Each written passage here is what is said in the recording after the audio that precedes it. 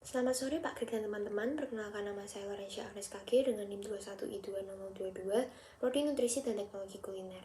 Pada kesempatan kali ini saya akan melakukan video reaction menjawab pertanyaan dari presentasi dosen 1, 2, dan 3, membuat video dengan konten tanggapan terhadap hukuman mati dalam tugas agama 10. Pertanyaan yang pertama adalah, jelaskan definisi dan alasan hukuman mati. Hukuman mati adalah suatu jenis hukuman pidana terberat karena mengambil nyawa manusia dan dijatuhkan kepada seseorang atas akibat perbuatannya. Hukuman mati dapat menghancurkan sistem kemanusiaan. Alasan manusia dihukum mati dapat bervariasi, seperti karena kejahatan luar biasa, misal narkoba, teroris, penjahat perang, dan perlakuan yang merebut nyawa manusia, seperti kasus pembunuhan berencana. Lalu adanya perbedaan opini antara penguasa dan yang dikuasai, sehingga penguasa memanipulasi untuk menindas rakyat. Lalu pertanyaan yang kedua adalah, jelaskan sejarah pelaksanaan hukuman mati. Dalam catatan sejarah, pelaksanaan hukuman mati sudah terjadi sejak abad ke-16 sebelum Masehi di Mesir. Terdapat beberapa cara pelaksanaan hukuman mati, yaitu hukuman cambuk, dipukuli di punggung dengan tali, lalu hukuman pancung dengan cara potong kepala, sengatan listrik dengan cara duduk di kursi yang dialiri listrik bertegangan tinggi, hukuman gantung, suntik mati, tembak, rajam dengan cara dilempari batu, hingga bahkan diinjak oleh gajah, disalib, dilemparkan ke kandang singa, dan ular berbisa. Lalu seiring berjalannya waktu, terdapat pendapat-pendapat mengenai pelaksanaan hukuman mati ini. Yang pertama adalah pendapat PBB.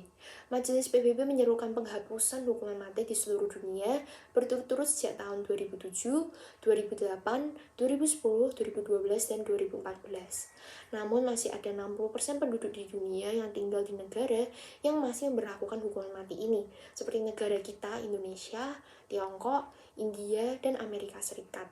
Lalu ada pendapat dunia mengenai hukuman mati, yaitu tercatat sampai tahun 2006 ada 68 negara yang masih menerapkan praktik hukuman mati ini, termasuk Indonesia. Ada 88 negara yang menghapus hukuman mati untuk seluruh kategori kejahatan.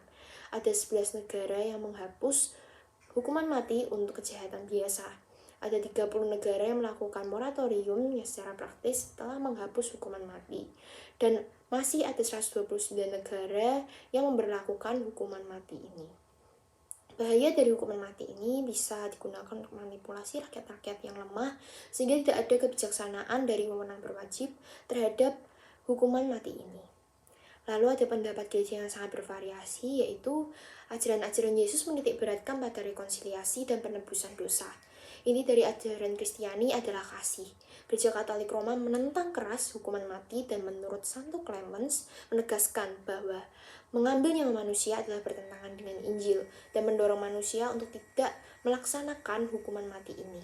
Akan tetapi tidak semua setuju dengan pendapat Santo Clemens ini, seperti Santo Agustinus yang menilai bahwa hukuman mati adalah sebagai jalan untuk mencegah kejahatan dan melindungi pihak-pihak yang tidak bersalah, dengan catatan asalkan dilakukan dengan persetujuan yang benar. Santo Thomas Aquinas juga menyatakan dalam Summa Contra Gentiles buku 3 bab 146 bahwa negara tidak hanya berhak tetapi juga sudah merupakan tugasnya untuk melindungi warga negara dari musuh negara, baik dari dalam maupun dari luar, jika dalam konteks kejahatan luar biasa. Lalu ada Katekismus Gereja Katolik menyatakan bahwa hukuman mati diperbolehkan dalam kasus-kasus yang sangat parah kejahatannya. Gereja mengajarkan bahwa hukuman mati diperbolehkan jika identitas dan tanggung jawab pihak yang bersalah sudah dipastikan sepenuhnya dan apabila hukuman mati tersebut merupakan satu-satunya jalan untuk melindungi masyarakat. Gereja tidak setuju hukuman mati, namun ada periode gereja memperbolehkan hukuman tersebut, namun dengan catatan. Lalu gereja lokal, yaitu dari Uskup Agung Jakarta Monsinyur Ignatius Suharyo, yang menuliskan surat kepada para pastor di Keuskupan Agung Jakarta pada tanggal 28 April 2015 untuk menolak hukuman mati, selain dalam kasus-kasus keharusan yang mutlak, yaitu tidak ada cara lain demi membela masyarakat luas dan berharap supaya hukuman mati ini dihapuskan di Indonesia. Lalu pertanyaan yang ketiga yaitu, jelaskan alasan mahasiswa setuju atau tidak setuju terhadap hukuman mati. Menurut saya tidak setuju dengan dilaksanakannya hukuman mati. Karena saya percaya terhadap paham yang ketiga dari filosofi kemanusiaan, yaitu homo religius, yaitu manusia adalah makhluk dari Tuhan.